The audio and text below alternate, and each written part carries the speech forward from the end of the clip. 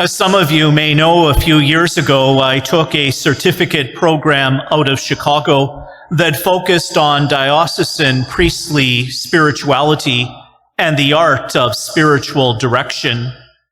The course relied heavily upon the great spiritual master of the 16th century, Saint Ignatius of Loyola, and his principles in the spiritual life. One of the first issues that we began to examine was the question, where can I find God? It is a question that often intrigues each and every one of us. We think, if I could only become closer to God, then I would be able to be much holier, then I would be much saintlier, then I would be a better disciple and be able to do the will of God more in my life. And oftentimes we think that in order for us to find God, in order for us to draw closer to Him, that we have to go on some extended retreat or pilgrimage, that we have to spend hours and hours each day in prayer, or that we have to take courses and get degrees in theology or spirituality. And while it is true that these can be a way to help us to draw closer to God, they are in fact not the ordinary means for us to be able to draw closer to Him. In fact, St. Ignatius and his spirituality is deeply rooted in the conviction that God is active, God is present, God is personal to us in the here and now, in the midst of the ordinary, everyday things of our life. And so St. Ignatius tells his followers that they don't have to withdraw from the world in order to find God, to draw closer to Him, but rather he suggests that God can be found everywhere and anywhere, in our work and in our play, in our relationships with our family and our friends, in our sorrows and our joys, in the beauty of nature, and in the mundane and ordinary things of life. And as such, St. Ignatius says that the real goal of the spiritual life is to be able to find God in all things. To be able to find God in all things. As we gather this evening to celebrate our Eucharist, our readings, especially our first reading and our Gospel, speak to us about the ability to be able to seek God in all things. And oftentimes the way that God reveals Himself to us is in surprising and unexpected ways. In our first reading this evening from the book of Kings, we hear about the prophet Elijah's encounter with the living God, but in a way that was unexpected and surprising. Just prior to our text this evening, Elijah had been in a battle with the pagan gods of Baal that were sponsored by Queen Jezebel, and single-handedly he defeated all 400 of them and showed that the God of Israel was the true and only God. But in the midst of defeating these false prophets, he had gotten the rage of the queen, who now wanted to take his life. And so Elijah is now on the run. And in the midst of being on the run, he is tired and exhausted. He is fearful and afraid. And simply he wants to throw the towel in and die. But we know that Yahweh God has still more for Elijah and has a bigger vision for him. And this is where our reading tonight picks up. Elijah's promised by Yahweh God that he will reveal his presence to him, and that this revelation will encourage and strengthen him to continue on. And so as Elijah makes his way up the mountain, he is waiting for God to reveal himself to him. But how does God reveal himself? It is not in the wind. It is not in the earthquake. It is not in the fire.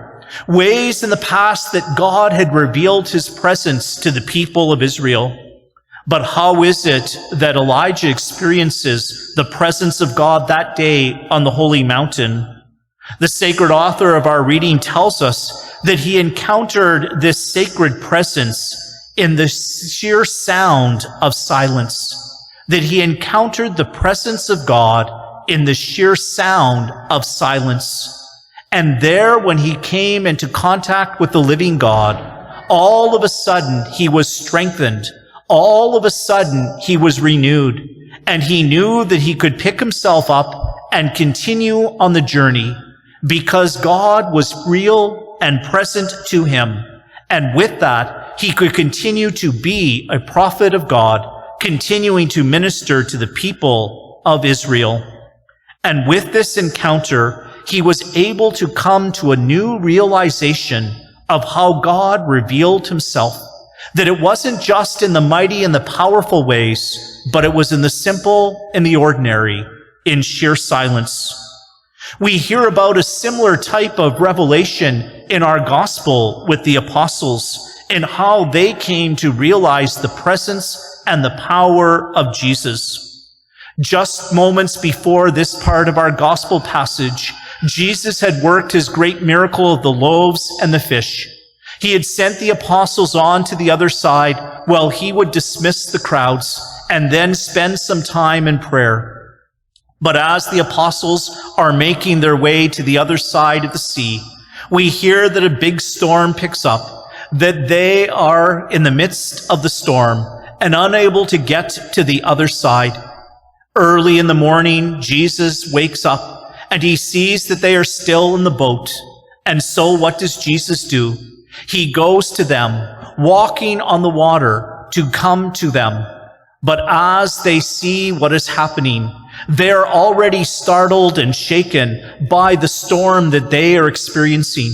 They are so preoccupied and worried about what is happening in their midst that they have the inability to be able to see and recognize the presence of Jesus. They think that he is a ghost. They become fearful and terrified. And what does Jesus do? But he simply, gently speaks to them. Take heart, it is I. Do not be afraid. And yet, in spite of hearing his voice, they are still not 100% sure that it is Jesus. And why? Because they are distracted by the storm. They are distracted by their fears. But Peter, speaking on behalf of all of them, said, Lord, if it is you, command me to come to you on the water. And what does Jesus say? He simply says to Peter, come. And all of a sudden, in spite of Peter's fear, he gets out of the boat. And in fact, he begins walking on the water towards Jesus.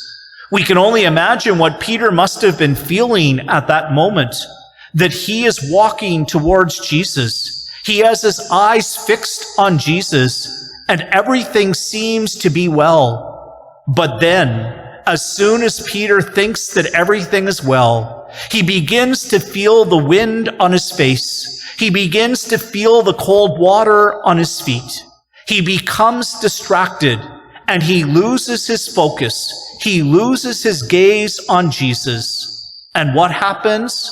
All of a sudden, Peter begins to sink. He thinks that he's going to drown.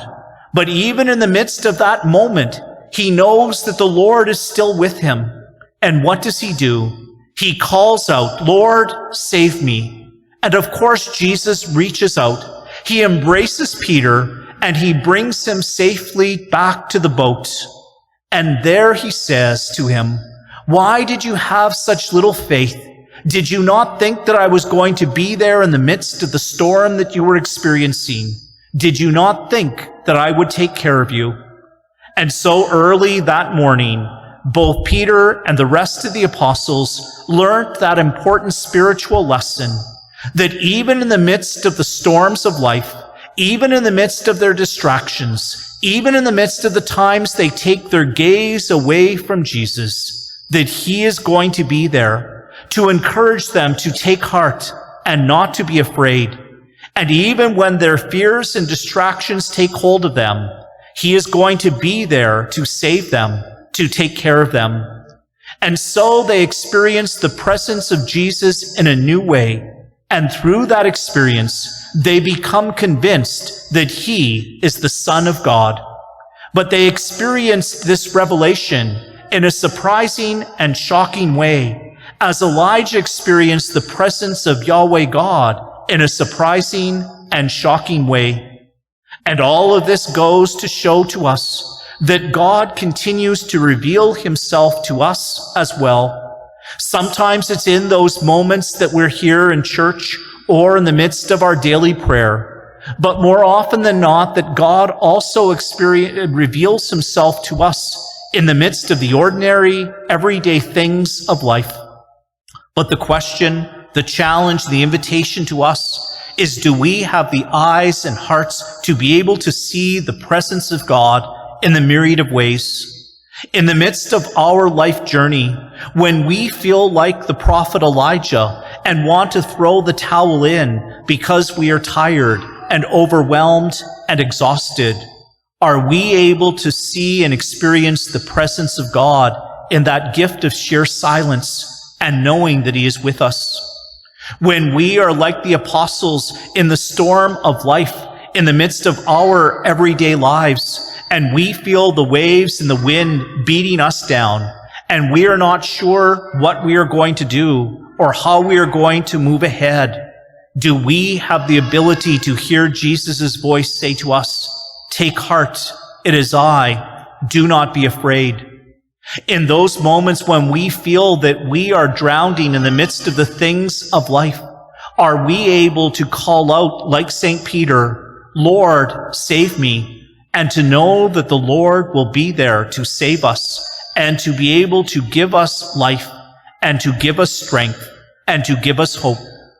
And so this evening, as we come together to celebrate our Eucharist, we recognize the many and varied ways that God comes to us if we have the eyes and hearts of faith to be able to see and to recognize him. That even in the moments of sheer silence, even in the midst of the storms of life, he is there.